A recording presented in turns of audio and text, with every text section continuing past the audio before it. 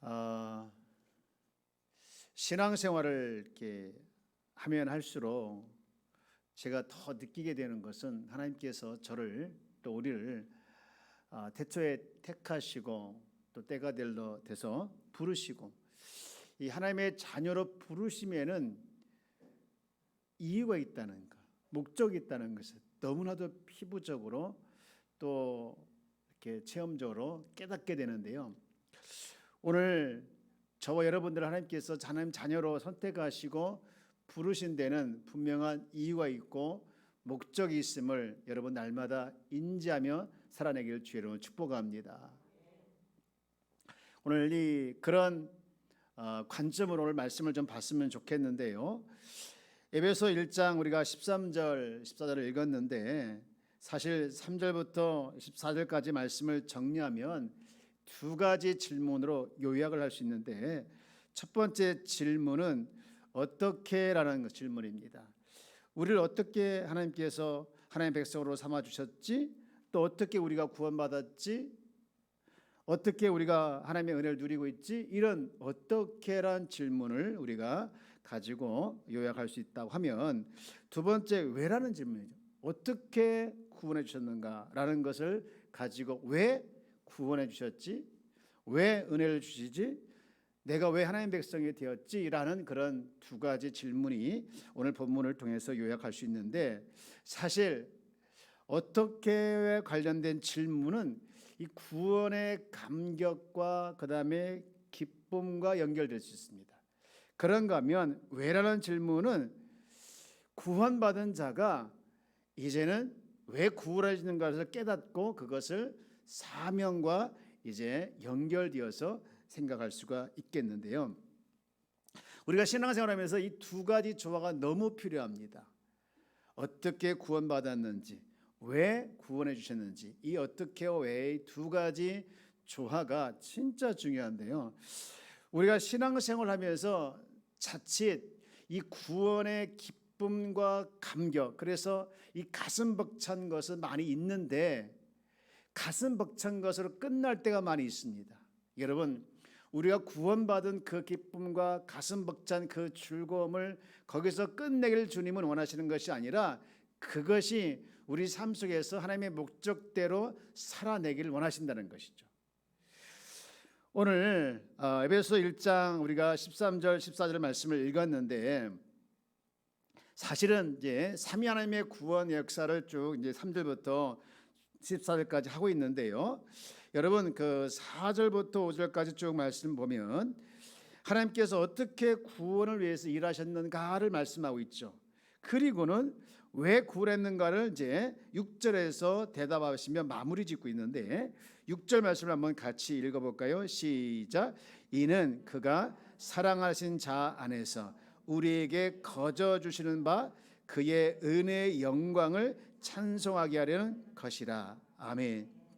왜 구원해 주셨는가? 성부 하나님께서 왜 이 구원해 주셨는가에 대해서 말씀하셨다고 하면 성자 하나님에 대해서 이제 구원 사역을 쭉 말씀하고 있죠. 그게 7절부터 11절 그리고 12절까지 있는데 11절까지는 어떻게 성자 하나님께서 일하셨는가를 설명하면서 왜 그렇게 하셨는가를 12절에서 마무리 짓고 있는데 우리 12절 말씀을 한번 더 읽어보겠습니다. 시작. 이는 우리가 그리스도 안에서 전부터 바라던 그의 영광의 찬송이 되게 하려 하심이라. 아멘. 마지막으로 이제 성령님의 역사를 오늘 읽었던 본문을 보면 똑같은 구도인데 13절에서 성령 하나님께서 어떻게 일하셨는가를 설명하신 후에 14절에서는 그렇게 하신 이유를 또 이렇게 설명하고 있지요. 다시 한번 우리 14절 말씀을 읽어봅니다. 시작. 이는 우리의 기업이 보증이 되사 그 얻으신 것을 속량하시고 그의 영광을 찬송하게 하려 하심이라. 아멘. 예. 자, 이제 이렇게 바울은 삼위 하나님께서 우리를 구원하시기 위해서 이 각각 성부, 성자, 성령 하나님께서 우리를 이제 구원해 주셨는데 일을 하셔서 구원해 주셨는데 그것이 중요한 것이 아니라 더 중요한 것이 그런 구원의 감격을 너희들 마음속에만 품고 있고 멈추는 것이 아니라 왜 나를 구원해 주시는가를 설명하시면서 그것이 우리 삶에 있어서 사명으로 연결되기를 원하고 있다는 것이죠. 따라서 나는 사명 있는 자다. 우리 옆에 계신 인사합시다. 사명 있습니다. 아멘. 예. 우리 모두는 여러분 사명이 있는 줄 믿으시기 바랍니다. 한 사람 한 사람 하나님께서 그냥 구원으로 땡 하신 것이 아니라 구원하신 이유는, 부르신 이유는, 택하신 이유는, 거룩하다고 인정하신 이유는 우리에게 사명을 주셨기 때문에 그렇게 하신 줄 믿습니다. 우리는 다 사명이 있는 자예요. 그렇다면 이 말씀을 읽으면서 오늘 우리는 두 가지 중요한 교훈을 얻어야 되는데, 첫 번째 교훈은 그겁니다. 우리가 가진 이 구원의 감격은 다시 말해서 사명, 삶의 목적으로 연결되어야 된다는 것이죠. 아까 읽었던 6절, 12절, 14절에 맨 먼저 나오는 단어가 반복돼서 나오죠. 무슨 단어가 나옵니까? 6절에 이는, 또 12절에 이는, 또 14절에 이는, 이렇게 계속해서 이는 이렇게 계속해서 반복되면서 소개하고 있는데 이게 이유입니다. 이유죠. 다시 말해서 삼위 하나님의 구원의 그 계획을 깨닫고 기뻐하고 감사하는 데 멈추지 말고 그 감사와 감격을 이제 이유는 하면서 사명으로 이제 우리가 자각하는 것까지 연결해야 된다는 것이죠. 요즘에 드라마 여러분 보시죠. 드라마 중에서 굉장히 핫한 드라마가 있습니다. 뭔지 아십니까? 5장. 오징어 게임이라고 말씀하신 분은 보신 분이에요. 이 오징어 게임이란 드라마가 세계적으로 굉장히 유명하다고 합니다. 그래서 이 오징어 게임을 방영하는 나라는 즉각 1위래. 1위. 저도 굉장히 궁금해서 설교를 위해서 시청했습니다. 제가 영화를 보거나 드라마를 보는 이유는 다 무엇을 위해서입니까? 믿거나 말거나. 네. 설교를 해서 제가 시청을 했는데요.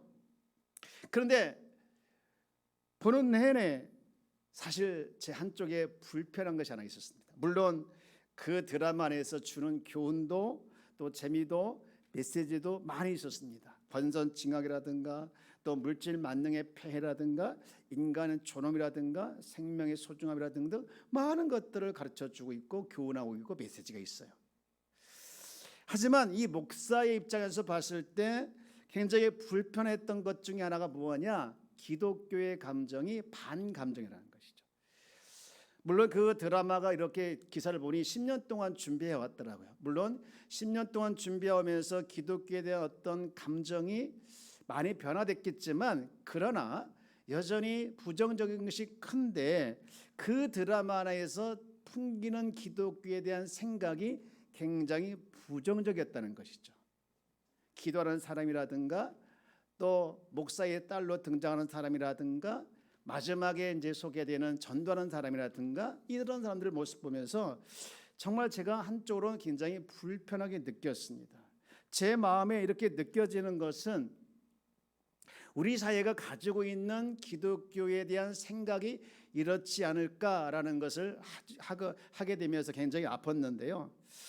여러분, 우리가 이 구원의 감격과 감사와 기쁨이 있다고 하면 우리는 정말로 우리가 그것을 가지고 우리는 가슴 뛰는 사명까지 연결되어야 되는데 오늘 우리가 그것이 참 약하다는 것이죠. 교회가 교회다워지는 모습을 가질 때 세상 사람들은 교회를 더 이상 욕하지 않고 교회를 존경할 거예요. 여러분, 교회가 교회다워지는 가장 첫 번째가 뭘까? 저는요, 다른 것보다도 교회다운 교회 모습은 가장 중요한 교회다운 교회 모습은 거룩함의 회복이라고 생각합니다. 만약에 교회가 거룩해졌다고 하면 사람들은 함부로 하지 못합니다. 그런데 거룩함이 상실되어지고 마치 기업처럼 교회가 보여지니 이게 사람들에게 욕을 먹을 수 있는 어떤 소스를 제공한다는 것이죠. 지난 수요일 날 강효일 목사님이 설교를 하셨는데 은혜를 많이 받았습니다. 근데 설교 중에 사람들에게 그런 질문을 했다고 하죠. 왜 교회가 전도를 합니까? 라는 질문을 했다고 하죠. 그런데 많은 사람의 답이 교회가 전도하는 이유는 뭐 때문에 그랬다고 했습니까? 네? 돈이라. 제가요 그 소리를 듣고요 막 가슴이 꽉 막혔어요. 그래서 막 너무 막혀가지고 미칠 것 같더라고요. 죄송하지만 죽을 것 같았어요. 왜 그랬냐면 너무 화도 나고 막 당장에 소리를 아니라고 소리를 치고 싶고 그래서 막 진정할 수 없어가지고 정말 잠시 동안 힘들었는데요. 그날 저녁에 예배 후에 제가 진지하게 하나님께 물었습니다. 하나님, 우리 교회가 지금 전도하는 목적이 지금 세상 사람들이 생각하는 것처럼 부족한 재정을 채우기 위해서 돈을 벌기 위해서 전도하는 것이 맞습니까? 그것이 진정한 동기입니까? 그것이 진정한 목적입니까? 라고 물으면서 그렇게 됐다면 저희들은 이 일을 당장 멈추고 진정한 동기와 목적이 다시 순화될까지 정화될 때까지 기다리고 그 일을 해냈으면 좋겠습니다. 그렇게 정말 눈물을 흘리며 기도했습니다. 그런데 한방 한쪽에 내가 이 일을 하는 이유를 내가 안다 그런 감동이 왔습니다. 저는요 요즘에 이 돈 쓰는 재미가 하나 생겼어요. 무슨 재미냐면 전도하는데 돈이 들어가는데 아깝지가 않아요. 전도 물품을 사고 전도지를 사고 뭐 전도하시는 분들을 밥도 사고 또 뭐 분주하게 여러 가지 일하는 일에 이 돈을 쓰는 것이 아깝지가 않아요. 여러분 이렇게 돈을 쓰며 시간을 쓰며 희생하며 헌신하며 기도하고 또 전도하는 이유가 뭡니까? 단 하나입니다. 살리는 겁니다. 죽은 영혼을 살리고 죽어가는 영혼을 살리고 죽을 영혼을 살리는 것이 전도하는 것이 이렇게 전도하는 것이 목적이고 사명 아니겠습니까? 여러분 오늘 우리는 구원의 기쁨과 감사가 있다고 하면 여러분 우리에게 주신 사명을 잃어버리지 말고 우리에게 주신 그 삶의 목적을 이루지 말고 그것을 연결하는 귀한 성도가 다 되어지기를 주의 이름으로 축원합니다. 그런가 하면 두 번째로 우리가 중요한 이 삶의 목적과 사명은 어디로 연결되어야 되냐? 하나님께 영광 돌리는 데 연결되는 대로 연결되어야 된다는 것이죠. 다시 우리 1장 6절 한번 보겠습니다. 1장 6절 이는 그가 사랑하는 자 안에서 우리 거저 주는 바 그의 은혜와 영광을 뭐하게 함이라. 또 12절 말씀도 보면 이는 우리가 그리스도 안에서부터 전부터 바라던 그의 영광에 뭐가 되게 하려 함이라. 네. 그리고 14절과 또 비슷한 말씀하고 있죠. 다 같이 한번 읽어봅니다. 시작. 이는 우리의 기업의 보증이 되사 그 얻으신 것을 속량하시고 그의 영광을 찬송하게 하려 하십니다. 여러분 이 찬송 이처럼 반복해서 강조하는 것이 뭘까요? 그야말로 우리의 삶이 찬송해야 하는 존재가 된 것을 강조하는 거죠.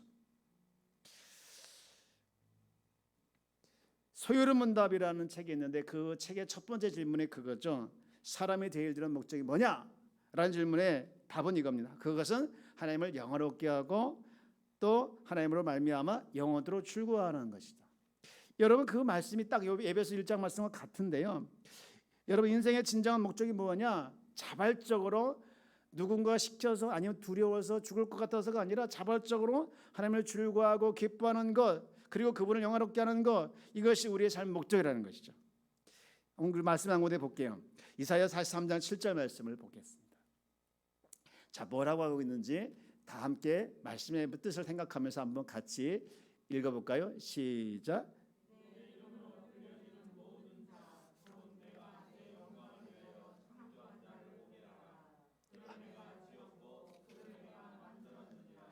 아멘. 내 이름으로 불려지는 모든 자, 내 이름으로 불려진 모든 자 곧 내가 내 영광을 위하여 창조한 자를 오게 하라.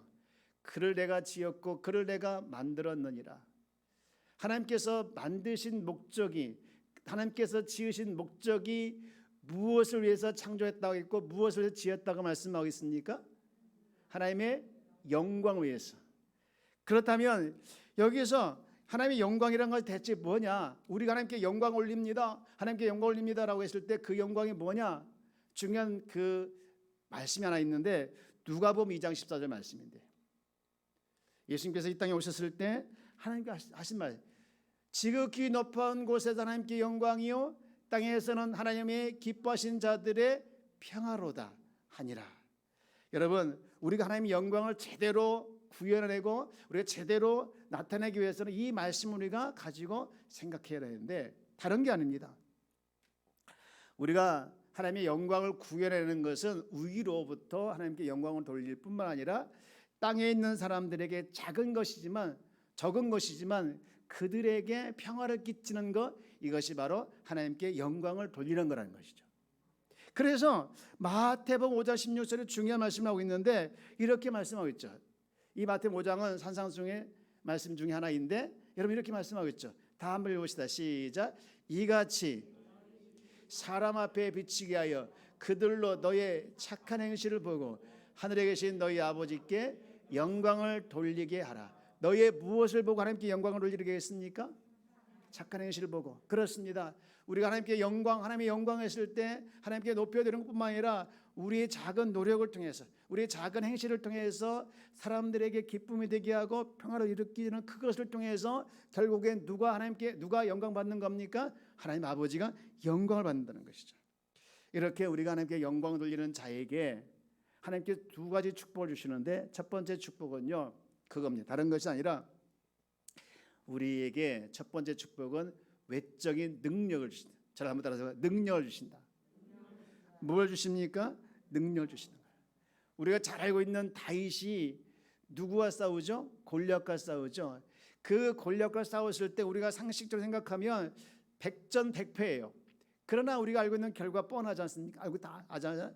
백전백패 아니라 단 한 판에 완승을 하죠. 그런데 그 완승을 이뤄내겠던 결정적인 동기가 하나 있는데 그것이 무엇이냐? 다윗만이 가지고 있는 하나님의 욕먹고 하나님의 모욕당하는 것에 대한 참을 수 없는 거룩한 거룩한 분노가 그 안에 있었다는 것이죠. 사랑하는 여러분, 우리가 삶의 살아가는 현장에서 우리는 정말 하나님의 영광을 가르는 일에 대해서는 참을 수 없는 분노가 나타나길 주의 이름으로 축원합니다. 여러분, 사무엘상 17장 45절 말씀 볼까요?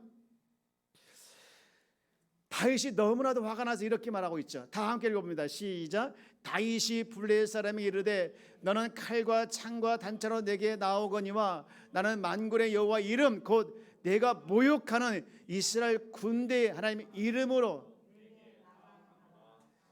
이 다윗이 골리앗을 향해 의로운 분노, 거룩한 분노가 지금 끓어오르는 것을 보게 되어지죠. 계속해서 그 뒤에도 보면 하나님의 군대를 모욕하는, 하나님의 이를 모욕하는, 참을 수 없는 그의 분노가 막 일어나는 것을 우리가 말씀을 통해서 읽을 수 있는데, 오늘 우리는 왜 살아가면서 살면서 우리가 믿는 자이면서 주눅들고, 왜 믿는 자이면서 우리가 당당하지 못하고, 왜 믿는 자이면서 우리 삶 속에서 능력이 나타나지 않을까? 우리도 다윗과 똑같지만 다윗과 다른 게 하나 있는데 그것이 무엇이냐? 다윗에게 있었던 거룩한 분노, 영적 집중력이 우리에게는 약해져 있다는 것이죠. 오늘 이 밤에 우리가 하나님을 향하여 하나님의 영광에서 이 영적인 분노와 함께 영적인 집중력이 회복되어지는 귀한 성도가 되어지기를 주의 이름으로 축복합니다. 그런가 하면 마지막으로 또 하나 주시는 축복이 있는데 그것이 무엇이냐? 외적인 능력만 주시는 것이 아니라 내 안에 능력을 더해주시는, 다시 말해 내적인 능력을 주시는 것이죠. 오늘 에베소 말씀은 누가 기록했습니까? 바울이 기록했죠. 바울이 지금 어디서 기록했습니까? 감옥에서 기록했죠. 그래서 이 에베소를요 옥중서신이라고 하는데, 그런데 그가 자기 자신을 이렇게 그런 처지에도 불구하고 이런 표현을 쓰죠. 3절 말씀인데요. 3절 말씀인데 한번 같이 읽어봅니다. 시작. 에베소 1장 3절 말씀 시작. 찬송하리로다 하나님과 우리 주 예수로서 아버지께서 그리스도 안에서 하늘에 속한 모든 신령한 복을 우리에게 주시되. 아멘. 여러분 생각해 보십시오. 바울이 지금 어디 있다고 했습니까? 감옥에 있다고 했잖아요. 감옥에 있으면 어떻습니까? 신세 한탄이 나고 빨리 어떻게 하면 여기서 나갈까 하면서 그런 생각만 하고 있고, 한 번도 기뻐할 수 없는 곳이 감옥 아니겠습니까? 그런데 정말 이 사람이 정신 돌았나? 이 사람이 지금 이상한 사람은 아닌가 할 정도로 이상한 표현을 쓰고 있는데, 거기서 무슨 표현을 쓰고 있습니까? 그는 그 자리에 있으면서 자기가 무슨 사람이냐? 복받은 사람이라고 얘기하는 거예요. 3절 다시 보면 찬송하리로다 하나님 곧 우리 주 예수 그리스도의 아버지께서 우리 그리스도 안에서 하늘에 속한 모두한 신령한 복을 누구에게 주셨다고 하고 있습니까? 우리에게. 우리라는 것은 누구예요? 편지를 받는 사람, 편지를 쓰는 사람 모두 다 똑같은 사람 아니에요. 우리에게 복을 받았다는 거예요. 왜 그랬습니까? 무엇 때문에 이렇게 표현해 주셨습니까? 그 안에 하나님께서 부어주는 내적 능력이 있었기 때문이라는 것이죠.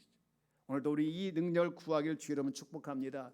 보이는 것만 그냥 예수 믿고 부자가 되고, 예수 믿고 사업 잘 되고, 예수 믿고 뭐가 병도 고치고, 물론 이것도 필요하지만 이건 다 외적 능력이죠. 그러나 우리가 진짜 구할 것은 내 안에 어떤 상황에서 어떤 위기에서 함몰되지 아니하고 그것을 오히려 헤쳐나갈 수 있는 당당함, 그런 힘 있는 그런 내적 능력을 구하는 자가 뒤의 이름으로 축원합니다.